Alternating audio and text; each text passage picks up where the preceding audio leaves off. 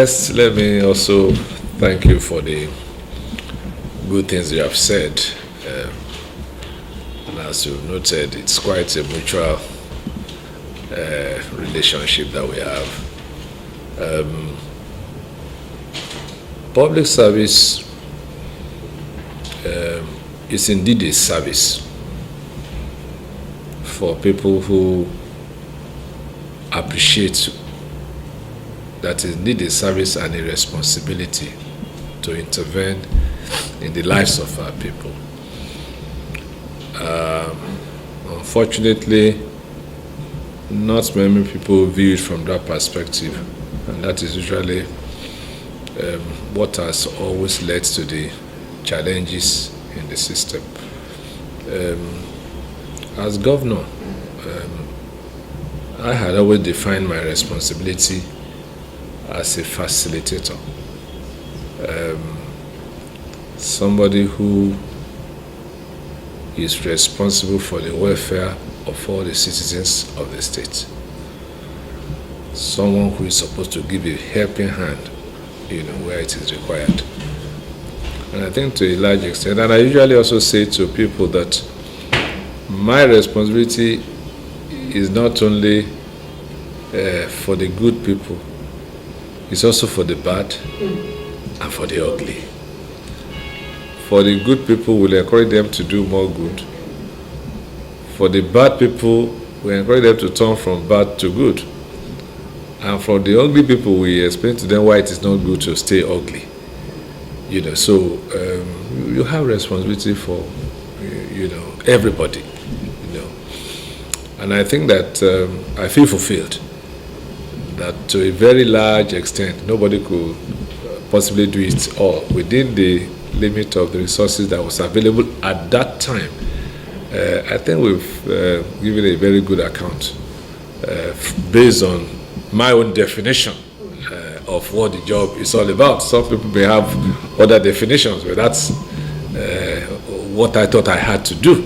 And I think that to that extent, I'll give myself a pass mark, if you allowed me. Life after office, for me, a lot of people will not believe this, that after the last week in government was a week where we felt that we must commission as many projects as possible. So we had a lineup the last week, and there was even a video, I think I have a copy here, which I will give you, which the OGTV, which we Christian Gate Television did. They call it 70,080 hours. And basically, the whole essence of that is all of, 8 years. And it was continuously work for all of those 8 years. Because we felt that without being immodest, we usually say we had a state that is a potential giant that was sleeping. And we said we had a duty to awake that sleeping giant. That definitely cannot be an easy task. So, but I think that after 8 years, everybody agreed that the giant is awake. And what is now left is for other people coming to water the giant and to do what they need to do to sustain it. So it was all of work in all of those 8 years. And I remember that my last working day, I then asked the security agencies, I said, look, if you do not require or if you don't need me, that night I want to travel. And as soon as I did all the handover, I booked the ticket, BA, and I checked in. I sat down there, and it was like a sigh of relief. That God has enabled us to navigate the state for all of those 8 years, and we have been able to hand it over, the baton to the next people without any problems. No rancor, no nothing. In fact, We had congratulated the new governor as soon as the reports were announced. Our own person who contested and did not win, I told him, please don't don't distract. The battle has been won, fought, and lost. So congratulate the new man there. Forget about all this court business, so that the man can concentrate in the interest of the people. So I was quite excited, and I remember once I settled in that aircraft, I slept off. I woke up in the next morning in London. So I think it's been quite some form of relief, if you put it that way. And like you said, for all of 10 years, I was also on the sidelines, watching, looking, and supporting where necessary. Minor criticism where I think things were not particularly going on right, but nothing fundamental that can cause any distraction. Because at the end of the day, it's not about those of us who are here, who, if you look at us from an average perspective, we are relatively successful. It is for those people who require support, who require help, and it's for their sake that we must try not to heat up the polity. Again, not many people see it from that perspective. So I would say that 10 years thereafter, I feel quite fulfilled, I feel satisfied.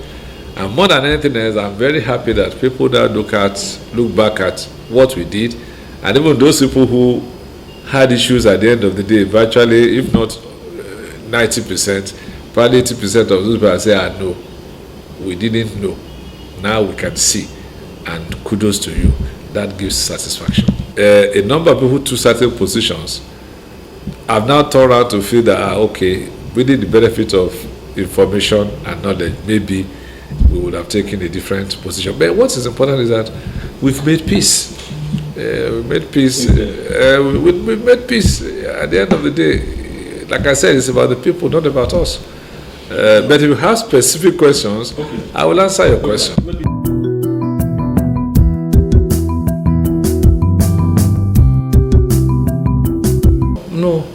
No. I have no issues with the candidate that we selected.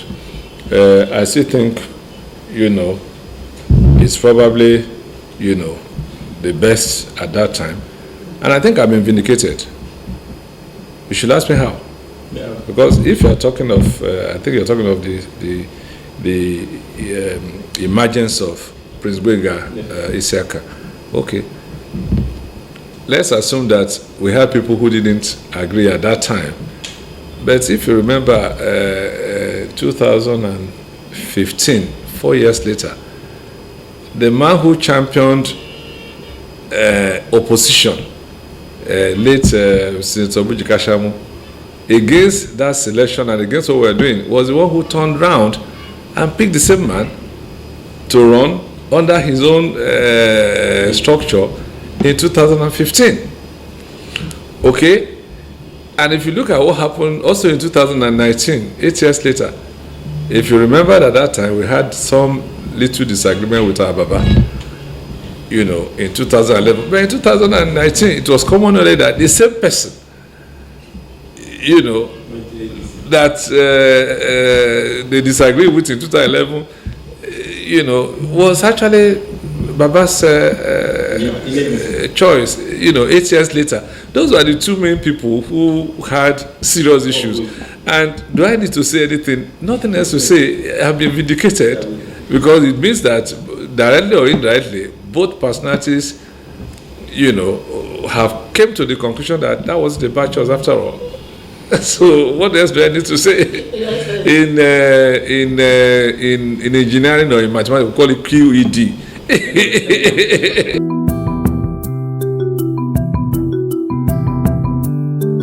There is nobody in life who will add 8 years to his life who will not feel that probably I will have done A, B, and C. Though there are quite a few things that probably one will have done differently. Not in terms of principles, maybe in terms of method. approach. So that happens all the time because, okay, for instance, if somebody takes a strong position, that position may not be right, and you also think that your position is correct one, and you are just adamant and say that's your position, and you say no, well, whatever you want to do, you can do.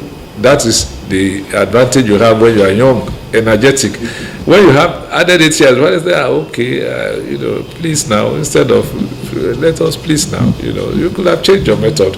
So that's normal. There's nobody who can say that, oh, the way I've done it 8 years ago. But I am persuaded that every single action that I took, and let me say this to you, and I have not changed my mind till now, because I was not a governor before, but I use the golden rule. The golden rule is very simple. The Bible says, do unto others as you like them to do unto you. That covers all the 10 commandments. For me, my golden rule is that anything that you cannot defend publicly in the presence of man and God, don't do it. And because that's the last question I ask myself, when you bring a document like this, I just want to ask, after I've read, you want an approval? Before I now put that red paper to say yes or no, there's only one question I would ask. Can I defend this publicly? If the answer is yes, if the answer is no, that I ask myself, I don't ask anybody, I ask, it's for my heart. If the answer is no, I can say, keep in view, represent, not applicable, all sorts of things like that, which is polite language of saying no. Keep in view. NA means not applicable. He's not saying no, he's not saying yeah, but he's saying no, not really. And I just put it there and I'm gone.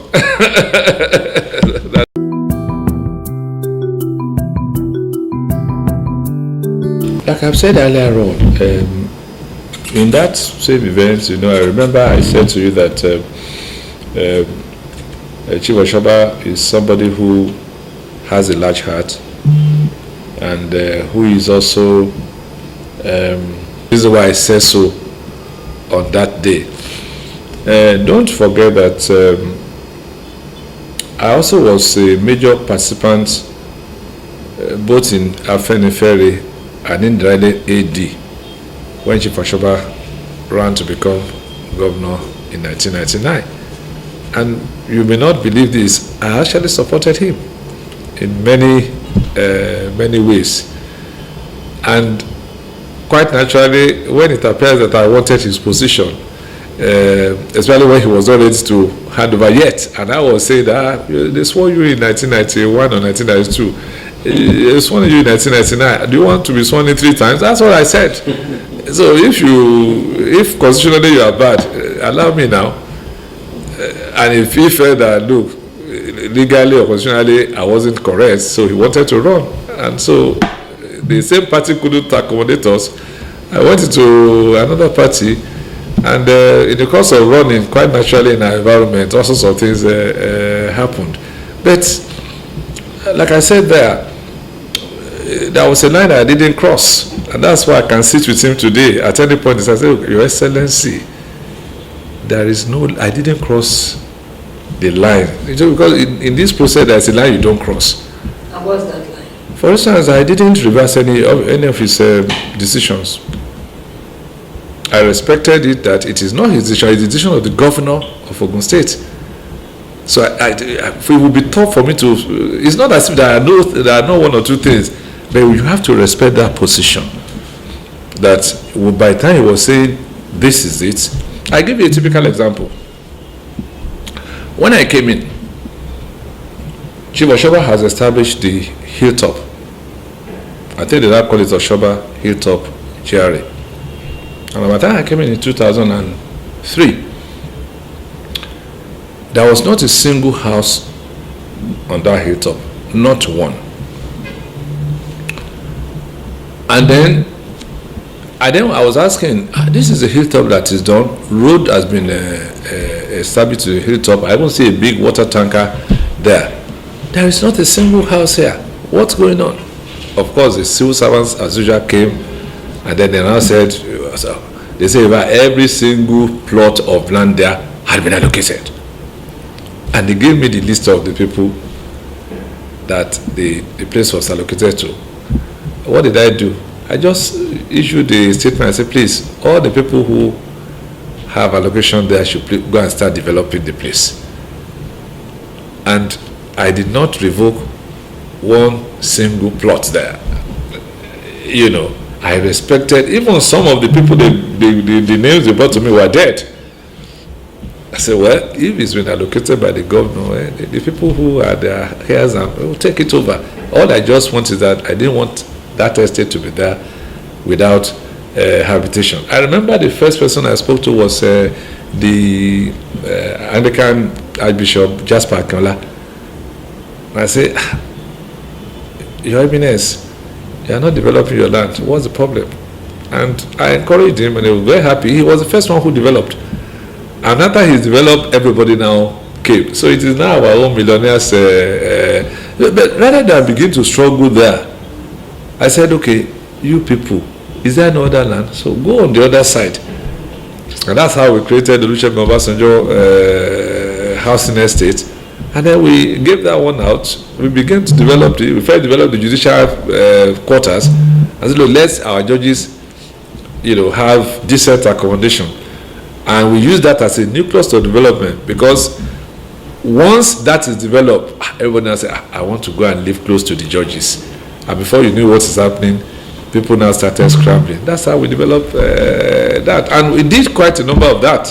So what I'm saying is that rather than begin to, make noise and revoke what your predecessors have done, what's it? There is land now. Go and develop your own.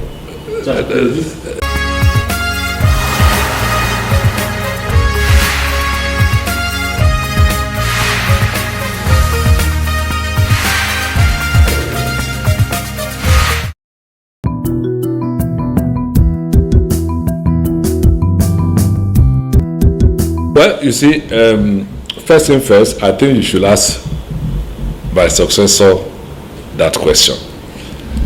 But these projects are not personal. And for me, some of those projects are quite painful, because the people who have suffered are the people of the state. And I can give you 2, 3, 4 examples. Okay. Part of what decided to do was to build a judicial complex. And as we usually do, you can say that as far as that is concerned, we look first and foremost to Ogun State people. It is only when we cannot find an Ogun State person who can do that job that we look outside. That is our own way of developing and conserving our economy. And so, we went into the master plan. The original master plan of Ogun State was not even done by my administration. I did improvements with our original master plan, but there was an original master plan. And what did that master plan say? This is the secretariat, this is the legislature, this is the judiciary. It was well marked out in that master plan. The executive session, the governor's office had been built. The judiciary have been built, but the legislature have been built, but the judiciary was not built. So we call all the best people we can find out. I remember that the architect that we called was architect Deji Oyenuga, who was one of the best architects that we have, an indigenous of Ogun State from Ijebu-Ife specifically. I would ask him to design the judicial complex, which he designed. And we got all other consultants to do what they had to do. Structural engineer, I think structural engineer was Engineer Adegbola. Also, so they all came. And they giving out the job, we gave it to Ogun State people. I remember that we had 3 contractors that were nominated. One was for somebody in Ogun Central, another one nominated by somebody in Ogun East, another one nominated by somebody in that judiciary. The only thing I will not do is to mention names. So we created that team and they started building. And to the best of my knowledge, they've done that building. I think the next was to do roofing. you know. And then somebody came and abandoned the building. I didn't ask questions, but later I said, why did they abandon this building and build another one where every eye can see? Why did they abandon this building? The judiciary is not the place for public, it's not supposed to, no. Judiciary, it's located in a serene environment, you know, where people don't even know that they exist. That is the master plan.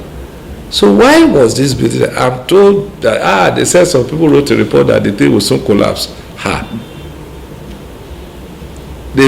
an engineer. I'm not just an engineer. I'm a current registered engineer. The thing I signed myself to collapsing, and that building has been left uncompleted now for how many years? 12 years. Instead, it has not yet collapsed. You know. So I just could not understand, the reason data behind this. But the question is that, is it hitting me? No, it has not hit me.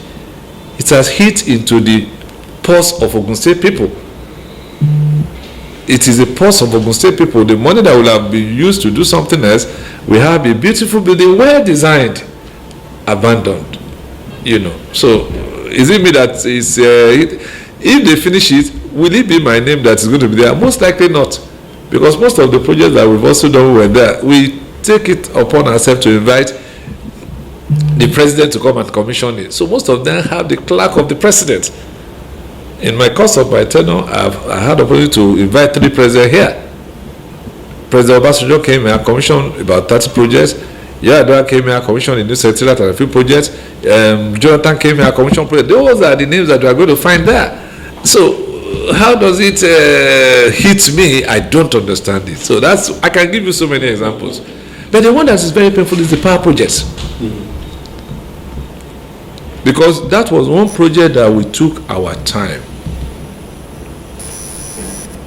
And again, why didn't we start the power project in time? We entered in 2003. It was about that time that federal government was still controlling power. It has not been properly privatized. And so we were just hoping that with the new energy that they are putting into it, we'll get power right. So rather than use Ogun State money to begin to do power, we said let us wait and let's see. It was after we finished the water project, because we found out in the course of our work that even after we've done the water, rehabilitated Arakonga, rehabilitated all the water projects that were ongoing, there was no power to drive the water from Arakonga to the overhead tanks. So we now said, okay, now we have finished water to a large extent. Where is power? Is federal government likely to perform? We found out that we are wasting time. That's when we now face power. And in facing power, it is one of the projects that took everything that I know that I have. We did all due diligence. We then found out to our surprise, in the course of our research, that there are so many organizations in Nigeria who don't even depend on NEPA. We visited them. We were shocked. Cadbury and so many other big companies, most of the big textile industries, they have their independent power. So we're looking for the one that is most economical. And that's how we ran into the one we use. Now, before I remember we took a trip to Kano. It was a group. It was one of the biggest Chinese conglomerates in Nigeria. I brought them to Ogun State. They were based in Kano.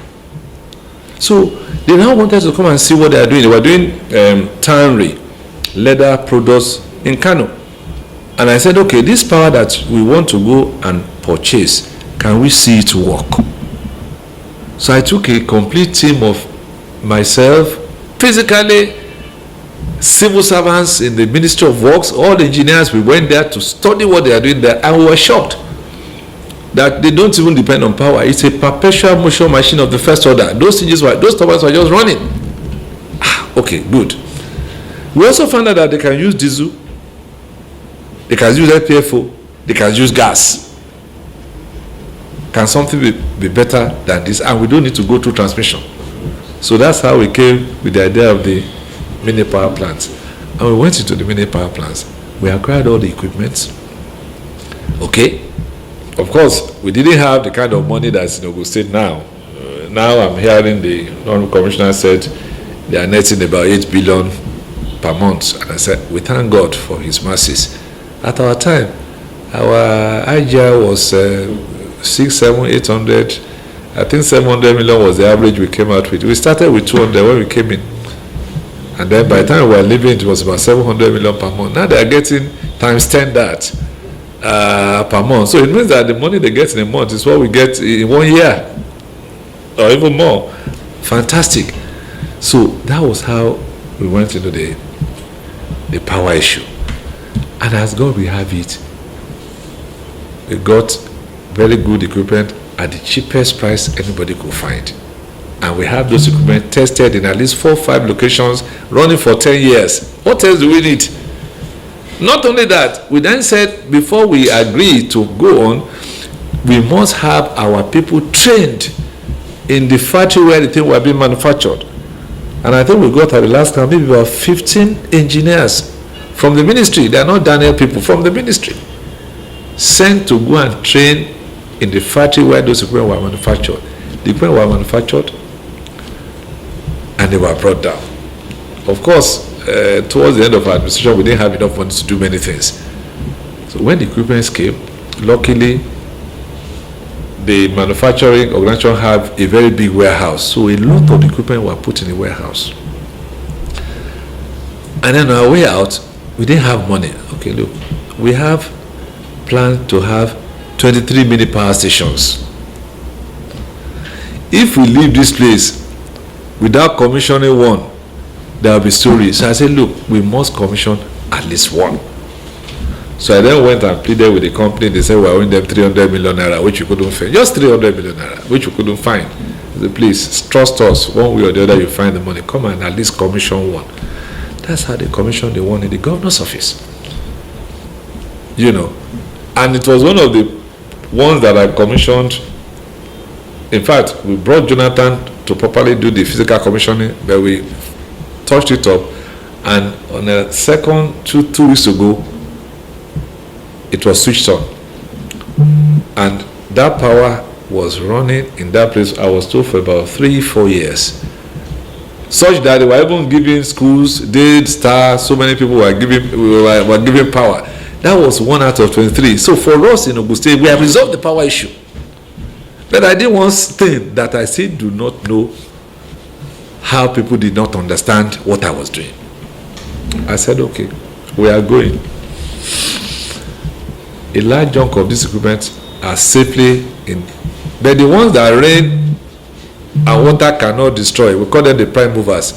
I said, go and create a shed in front of the governor's office and load them there. So that when the governor is coming in the morning, he will see there. Even if somebody is hiding from him, say, what is this I'm saying? Bring the thing, let's see. They were there for all of it here.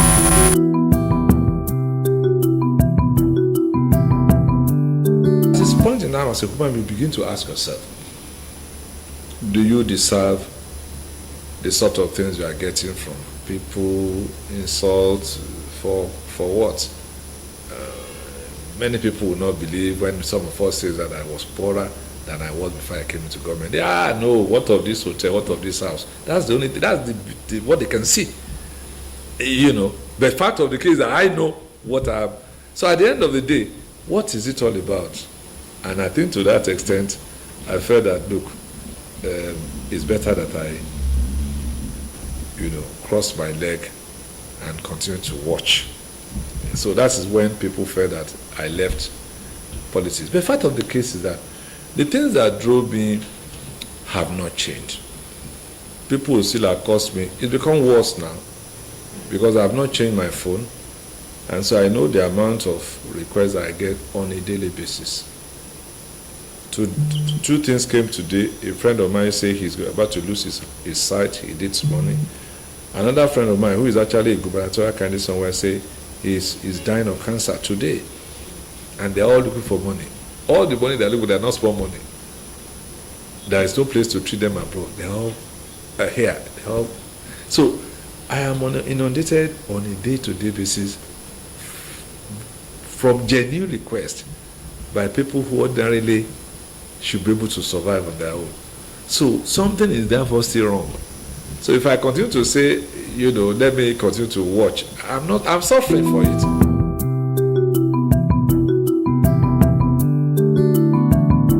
And from what I've seen, many people have different appreciation of what they mean by restructuring. But to the extent that I believe that a simple introduction of restructuring is simple, if you've tried something consistently in the past and you are not getting a good result, you need to rearrange.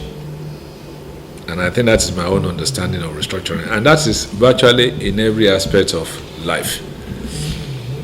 Either in the judiciary, if the judiciary is not working the way it's supposed to work, we should look at it and rearrange it, restructure it. If the constitution has not been properly done to get them to operate optimally, amend the constitution. Ditto for the executive. We are practicing the presidential system of government. We were practicing the prime minister system before. Now presidential. We can compare and contrast. Is this one better? Do we need to go back? Or is there a potpourri that we need to consider? Because my own considered opinion is that this thing called democracy, the inventors of democracy have said it's a perfect system of government.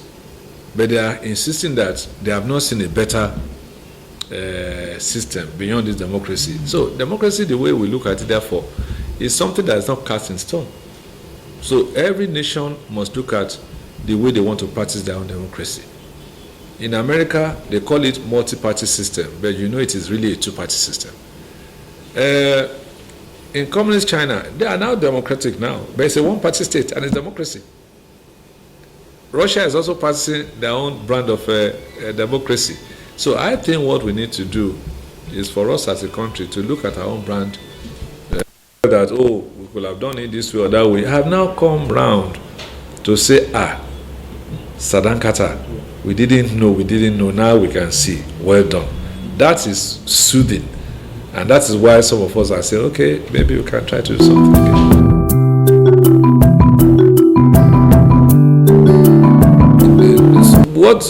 What our people are asking me to do is even more than senatorial states. Some people are saying that, your profile, who are those people who want to be president today that you cannot compare favorably with. So if X, Y, Z, some of them who also haven't been governors after you, which means that effectively if you do a ranking order, you can say that you are their senior in the polity. I say they want to be president. Why are you, their Oga, not saying you want to be president? But I decided that Nigerian presidency and things like that is not for the swiftest. It is not for the swiftest. I think that I'm contented to, in my own little way, serve my own senatorial district, add value to what the governor is doing, and so on and so forth. And so that is where. Have you heard? And what? That Penpushing Media, a fast-growing media organization, has birthed with new initiative in the media world. Penpushing has landed as eager into the media industry to add value to journalism, which include introduction of live coverage of events across the globe. For further details, you can visit our website www.penpushing.com.ng and email penpushing@yahoo.com. And our mobile phone number is 080-7346-3653.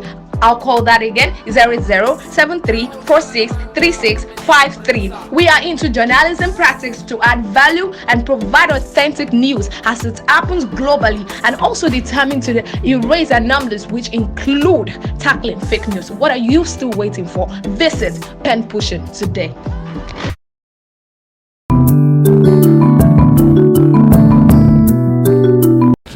I'm saying that from contemporary experience that we have seen, And it's not as if it is something very positive, because it means that people who work so hard historically have not attained it.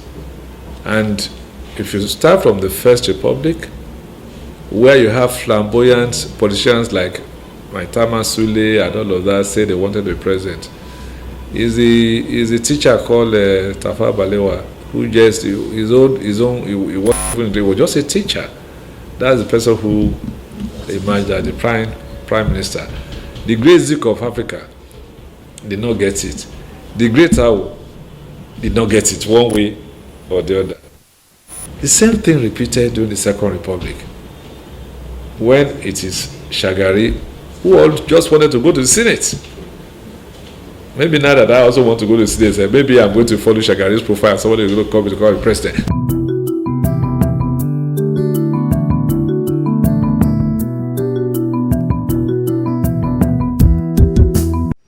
Especially in any society where the demand far outweigh the supply.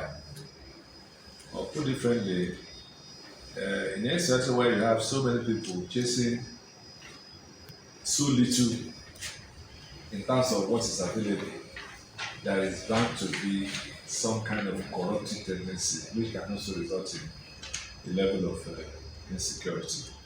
But it is my own considered opinion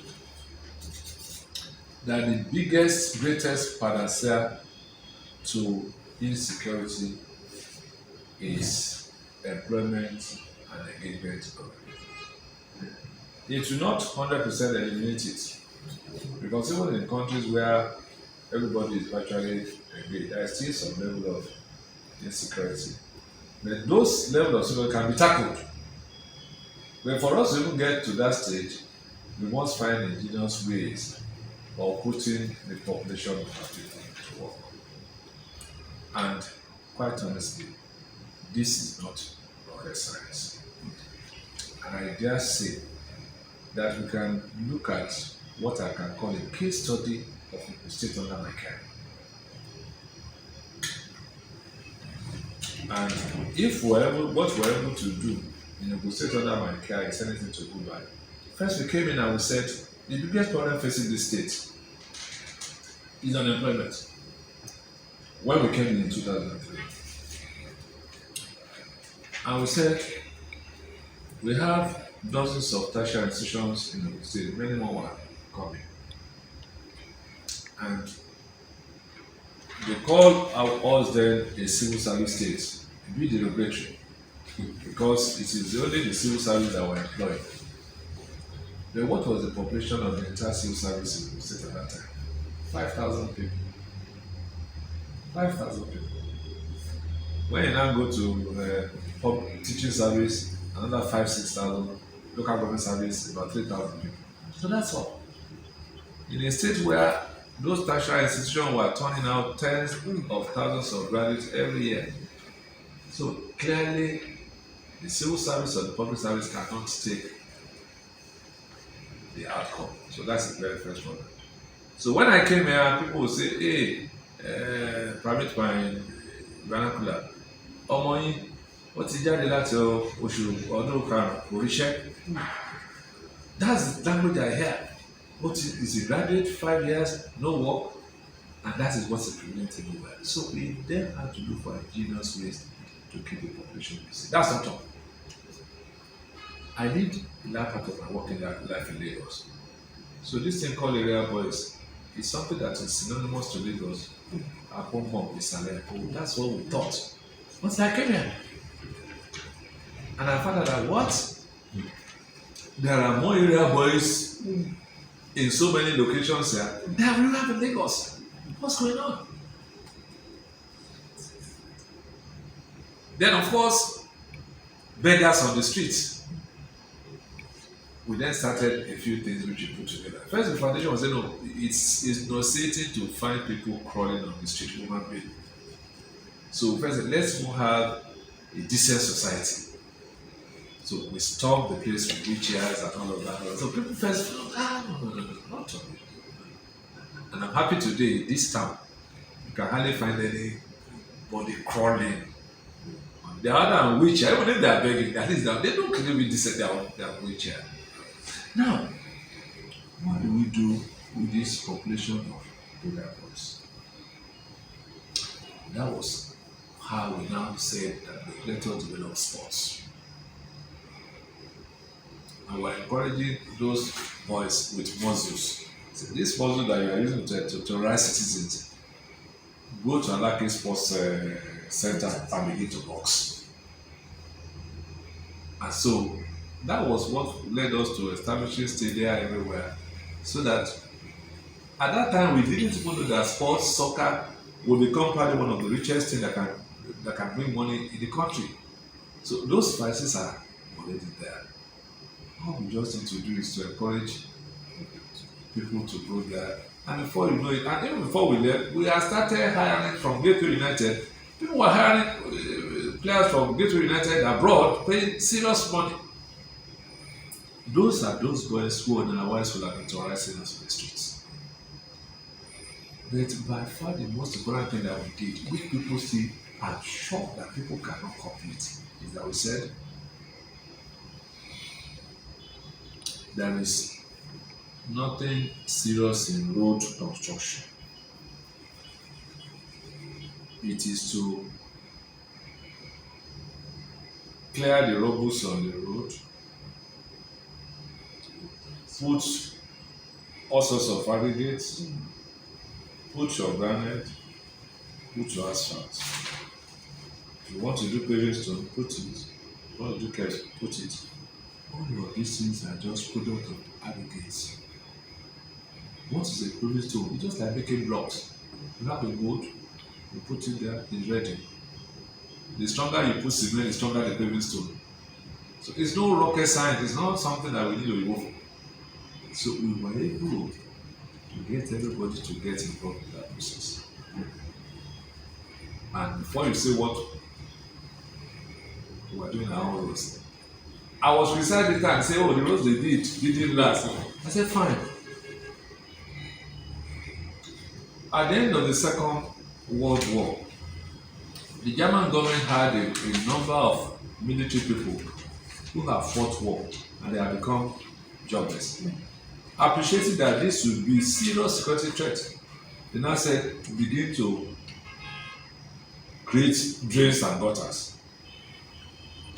And the German said at that time, after he said we finish creating all the drains and gutters, start filling them back. Because the cost of getting them to do that is infinitesimal when you compare the cost of insecurity. And that is what we did here when people did not understand. There was a time we created a painting gang. And we said, okay, start painting all government fences. And they said they finished painting this. I said, be painting churches and mosques. And the mosques were happy, they were praying. The churches were happy, they were praying. So I think the solution is very, very simple. Whatever we want to do, let's do it in such a way that we can involve our local people. And I'm happy now that the new governor has also followed what we did. He's done the surface of the road. He also puts poles. When we said we wanted to put poles, people said we're crazy. And we did the design of the pole we want. We called the weathers and the doctor and everyone together. I said, this is the pole. And those poles were done. And we did the entire road. To do 1,000 poles, all the weather association were busy. And that is how we multiplied the little money that we had in Ogun State. How can the weather that is busy producing poles have time to get involved in robbery and security? So for me, this security and the potentials were there. We created farm settlements.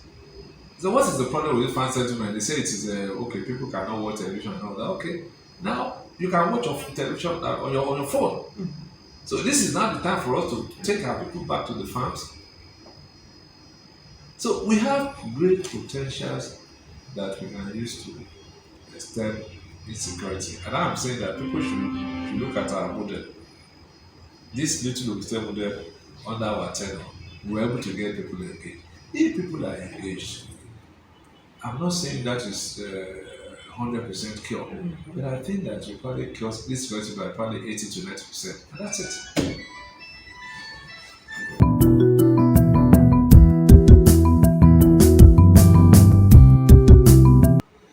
Um, you have redefined journalism.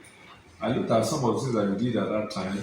You were very clear, precise with your instructions. If the news is not verified, don't bring it here, and so on and so forth. Those are things that are salient in my understanding of journalism as a profession. So I think that you have pushed pen pushing to a new level. And I think that I must, congratulate you. And now that I'm seeing you recording, I was asking whether I will have pen pushing television very soon. Um, you have also quickly appreciated that the incidence of um, hard print, and all of that is going to slowly, gradually recede to the background. And I must say to you that for a large number of the population today, they don't even bother to read because all the information, the breaking news, we get it from Penpushing and similar platforms. So I think that without doubt, Penpushing has done very, very, very well. I say kudos.